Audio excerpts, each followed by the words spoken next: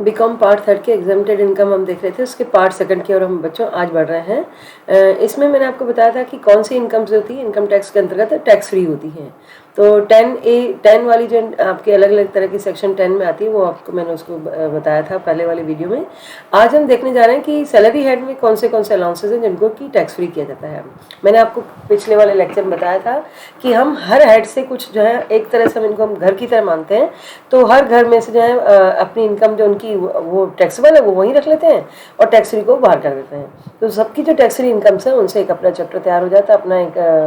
अलग से टॉपिक तैयार होता है, वो कहलाता है एग्जम्प्टेड इनकम। तो अलग से इसको नहीं पढ़ा जाए तो भी सही है, लेकिन हम इसका क्वेश्चंस आते हैं एग्जाम में आपके, तो इसलिए इसको हम गैदर कर रहे हैं एक तरह से सारे चैप्टर से निकाल करके बाहर कर रहे हैं।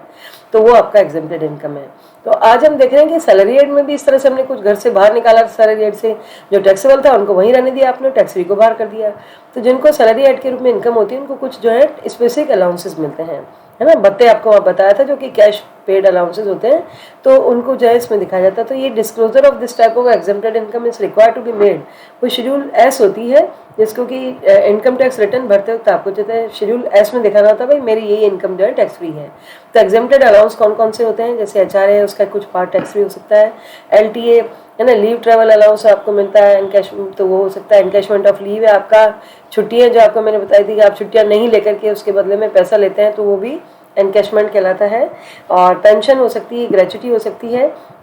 वॉलंटरी रिटायरमेंट स्कीम हो सकती है, VRS हो सकता है, और परक्यूजर्स हो सकते हैं। तो ये जो है उसको इनमें उसको जो है छूट मिलती है, तो वो छूट जो है उसको इसमें सेक्शन शेड्यूल एस में दिखानी होती है। Disclosure of exempted income for non salary allowances, ये तो सैलरी में मिलने वाले अलाउंसेस हैं, लेकिन इनकम टैक्स में नॉन सैलरी अलाउंसेस भी बताए गए हैं, जैसे कि आप अपने डिविडेंड है, आपके एग्रीकल्चर इनकम, इंटरेस्ट और फंड्स हैं, मतलब जिसकी सैलरी इनकम नहीं, नॉन सैलरी पर्सन है, तो उनको भी कुछ जो है छूटें मिलती हैं। डिविडेंड है, एग्रीकल्चर इनकम आपको मैंने बताया था, इंटरेस्ट और फंड्स हैं, आपके म्यूचुअल फंड्स हैं, कैपिटल गेन्स हैं, तो इनमें जो भी छूटें मिल रही हैं उसको फिर आपको शेड्यूल E1 के अंतर्गत जो होता है डिटेल्स एग्जम्प्टेड इनकम का ITR में शो करना पड़ता है, मेरी यही इनकम जो है टैक्स फ्री है। तो important tips for filling of income tax return आज हम देख रहे हैं। 2019-20 में आपको रिटर्न अगर भरना है तो एग्जम्प्टेड इनकम के संबंध में आप क्या शो करेंगे।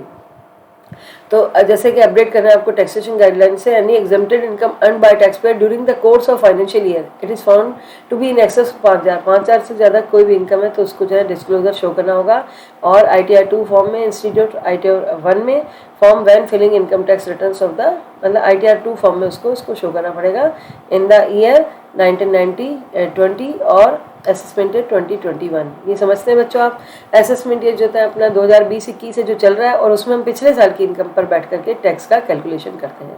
इसी तरह से कंसिक्वेंसेस ऑफ नॉट डिस्क्लोजिंग, अगर मान लीजिए कि due to the fact that certain income does not attract any tax, many tax payers fail to disclose, है ना, उनको लगता है कि हमारा तो कोई टैक्स ही नहीं लग रहा है और वो इस कारण से क्या करते हैं अपनी इनकम को शो नहीं करते हैं। लेकिन individuals who do not disclose this particular incomes may end up under the scan of the income tax department since they will be unable to pin point the origin of such income, है ना,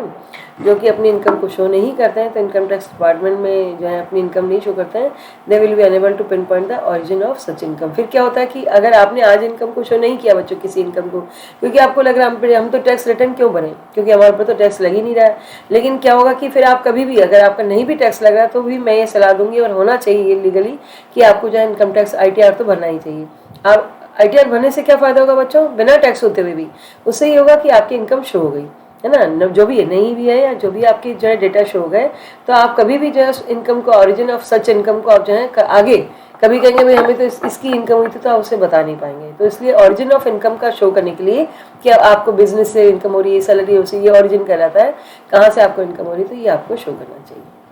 और अगर आप show नहीं करते हैं तो आगे पीछे कभी भी आप जो है बैंक से लोन लेना है, कोई और फैसिलिटीज़ लेनी है तो उनमें आपको लोन लेने में दिक्कत आएगी, या आपको जो है गवर्नमेंट कोई बेनिफिट्स हैं, गवर्नमेंट की कोई स्कीम्स हैं, उनका बेनिफिट लेने में दिक्कत आ सकती है। धन्यवाद।